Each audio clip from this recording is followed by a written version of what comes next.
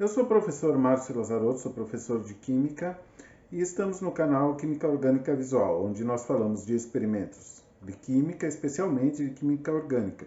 Mas esse é um experimento que envolve um fundamento da Química, que envolve a parte de energia envolvida nas transformações químicas e um fundamento da físico-química, que é a conservação de energia.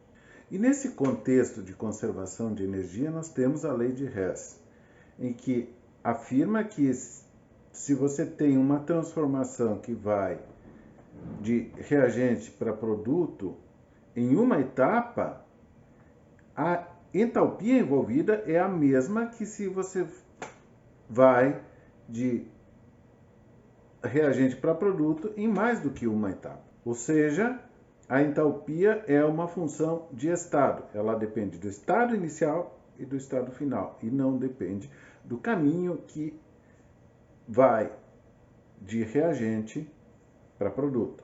Nesse experimento, nós vamos fazer umas reações bastante simples, que envolvem a dissolução de uma base e a reação da base com um ácido forte.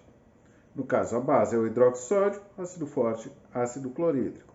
No caminho direto, nós vamos adicionar o hidróxido de sódio a uma solução de ácido clorídrico. Vai ocorrer a neutralização e vai formar o sal e a água. No outro caminho, nós vamos primeiro dissolver o hidróxido de sódio em água e depois vamos adicionar o ácido clorídrico e vamos ver se a energia nesse processo em duas etapas é a mesma do que a energia envolvida no processo em uma etapa só, certo?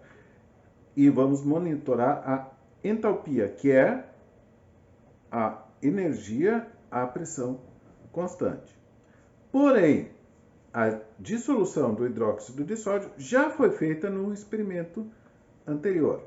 Este é o último de uma série de 4 experimentos que foi realizada com um calorímetro. Um calorímetro usando uma garrafa térmica. Então, nos experimentos anteriores, nós vimos a escolha do calorímetro com base na perda de temperatura, depois determinamos a capacidade calorífica do calorímetro, depois determinamos a entalpia de solubilização do hidróxido de sódio e, por fim, vamos para a lei de Hess. Uma das formulações da lei de Hess é essa que está colocada. Para uma transformação química, a variação do ΔH é a mesma, não importa se a reação ocorre em uma, duas ou três etapas ou mais. E essa é uma consequência da conservação de energia, que afirma que não se pode obter energia em um processo cíclico. Ou seja, a energia é uma função de estado e não do caminho. O primeiro passo foi preparar uma solução de ácido clorídrico 1 mol por litro. Foi feito a partir da diluição de ácido clorídrico concentrado, 37%, que dá mais ou menos 11 mol por litro. Então, diluindo 10 vezes, eu vou ter uma solução 1,1 mol por litro, que está adequada para a utilização em nosso experimento. Como eu tenho à disposição um balão volumétrico de 200 ml, transferi 20 ml do ácido clorídrico 37% para um becker com água. O ácido na água e não a água no ácido.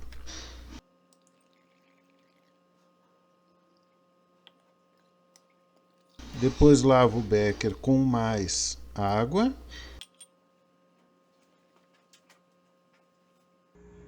E depois ajeito o menisco para ter os 200 ml.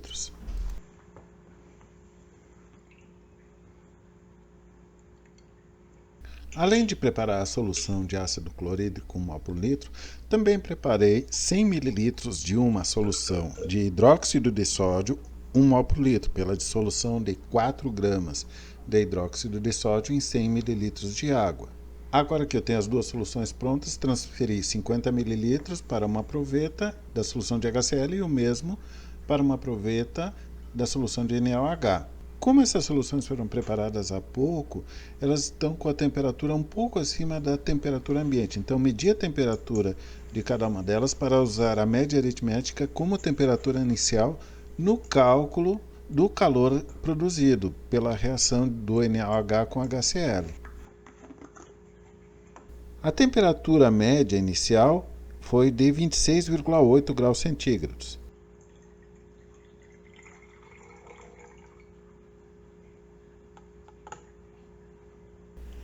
Então, agora eu adicionei as duas soluções ao calorímetro rapidamente, fechei a tampa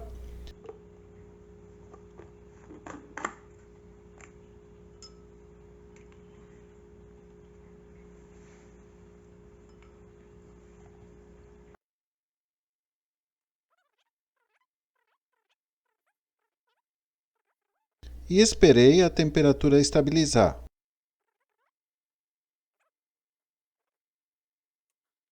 O que ocorreu a 33,3 graus centígrados, uma variação de 6,6 graus.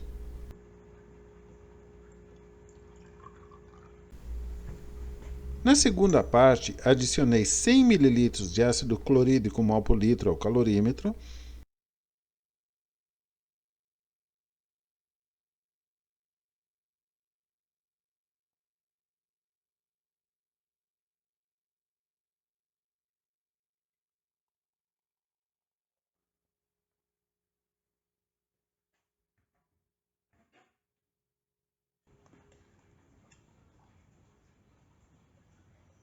e depois adicionei 4 gramas de hidróxido de sódio sólido ao calorímetro. É uma reação que é para ser 1 para 1 em termos de mol, envolvendo 0,1 mol de ácido clorídrico e de hidróxido de sódio.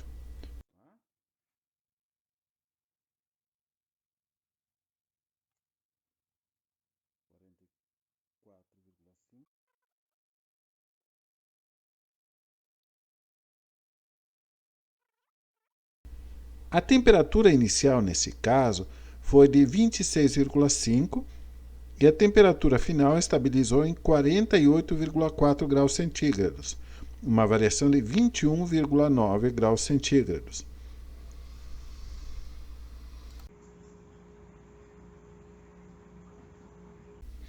Agora, temos todos os dados para calcular as entalpias de cada uma das etapas.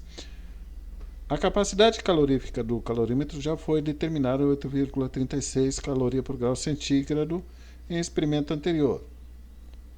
A entalpia de dissolução do NaOH em água já foi determinada em menos 44,4 kJ por mol.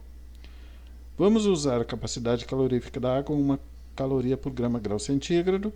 A massa, vamos usar 100 gramas, considerando 50 ml da solução de NaOH, 50 ml da solução de HCl, considerando a densidade da água 1 grama por mililitro e as variações de temperatura, chegamos a um valor da entalpia da primeira etapa em menos 59,36 kJ por mol. Na segunda etapa, o valor que foi determinado foi de menos 102,85 kJ por mol. Agora, somando ΔH1 mais ΔH2, o valor é de menos 103,8. Pela lei de Hess, esse valor deveria ser igual ao valor de menos 102,8 para o processo somado. Ou seja, a variação foi de menos de 1% nos processos separados do que no processo único. Consideramos que os nossos resultados são bons e mostram a validade da lei de Hess dentro dos limites experimentais. Obrigado por acompanhar esse vídeo. Vamos continuar produzindo. Aguardem os próximos vídeos.